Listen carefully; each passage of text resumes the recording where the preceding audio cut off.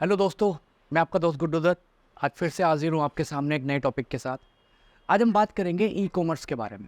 Corona के बाद में बहुत सारे लोगों के बिज़नेस बंद हुए, बहुत सारे लोगों की जॉब गई एंड उसके बाद में एक इजी ऑप्शन लोगों को दिखाई दिया कि ऑनलाइन कुछ किया जा सकता है। हमारे पास में मल्टीपल ई कॉमर्स प्लेटफॉर्म अवेलेबल थे, फ्लिपकार्ट, अमेज़ॉन, मीशो।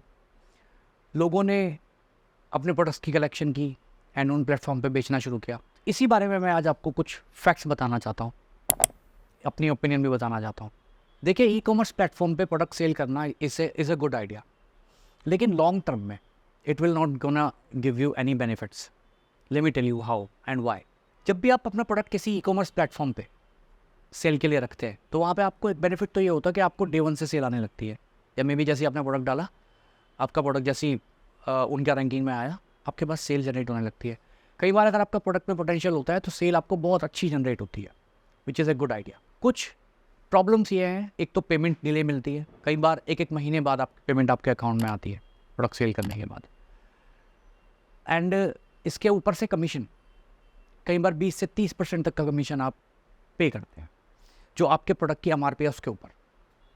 तो इस सब को कैलकुलेट करने में अगर आप देखो तो आप देखोगे कि एक आपके प्रोडक्ट के MRP में से प्रॉफिटेबिलिटी निकालना एक चैलेंज है। इसके अलावा आप लॉजिस्टिक्स भी खुद कर रहे हो, सारा पैकेजिंग भी खुद कर रहे हो, सब कुछ खुद कर रहे हो।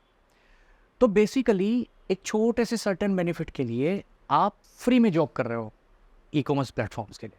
सबसे बड़ा दुर्भाग्य ये है कि अगर आप एक ई कॉमर्स प्लेटफॉर्म के साथ लॉन्ग टर्म तक जुड़ते हो एंड सपोज करो 4 साल 5 साल आपने किसी ई कॉमर्स प्लेटफॉर्म के साथ काम किया, जब तक आप काम कर रहे हो, एसोसिएट हो, तब तक आपको बिजनेस मिल रहा है, तब तक आपको स्मॉल प्रॉफिट मिल रहा है।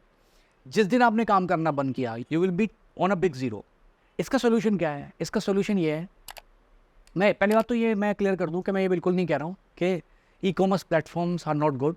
बहुत सारे लोग उस पर बिजनेस कर रहे हैं, क्वांटिटी में सेल कर रहे हैं, they are making good money out there. तो एक अच्छा प्लेटफॉर्म हो सकता है, लेकिन सबके लिए नहीं है।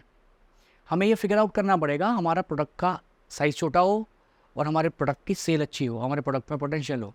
इसके बाद भी I will recommend as a solution, I will recommend कि आप अपना खुद का ब्रांड ज़रूर बनाओ।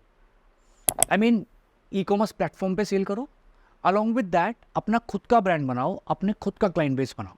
देखो, दोनों चीज़ें इक्वल होती है, मैं समझाता हूँ क्यों। आप एक ई कॉमर्स प्लेटफॉर्म पे सर्विस दे रहे हो, लॉजिस्टिक्स दे रहे हो, प्रोडक्ट सेल कर रहे हो, 20-30% का कमीशन दे रहे हो, पेमेंट भी आपकी 1 महीना डिले हो रही है। जो प्रॉफिटेबिलिटी आपकी आ रही है, इस सबको अगर आप कैलकुलेट करोगे तो एक अच्छा खासा, मैं मानता हूँ कि 40% अगर सब चीज़ आप इंक्लूड कर लो तो जो भी टोटल MRP है उसका 40% आप दे रहे हो बाहर। अगर उस 40% को बाहर देने के बजाय, और एंड ऑफ द डे आपको कुछ मिल नहीं रहा, बाहर दे रहे हो और एंड ऑफ द डे 4 साल काम करने के बाद आपके हाथ में कुछ भी नहीं है, आपके पास कंप्लीटली डिपेंडेंसी है एक ई कॉमर्स प्लेटफॉर्म पे। अगर आप खुद का ब्रांड साथ में बनाते हो पैरेलली और अपना खुद का क्लाइंट बेस बनाते हो, अपने आप को इंस्टा पे प्रमोट करते हो, गूगल पे प्रमोट करते हो, फेसबुक पे प्रमोट करते हो, और आपके पास एक लॉन्ग टर्म में 3-4-5 साल के अंदर एक क्लाइंट बेस खुद का बन जाता है। उसके बाद अगर आप एक ई कॉमर्स प्लेटफॉर्म पे नहीं भी सेल कर रहे हो तो आपके पास खुद की ऑडियंस होगी।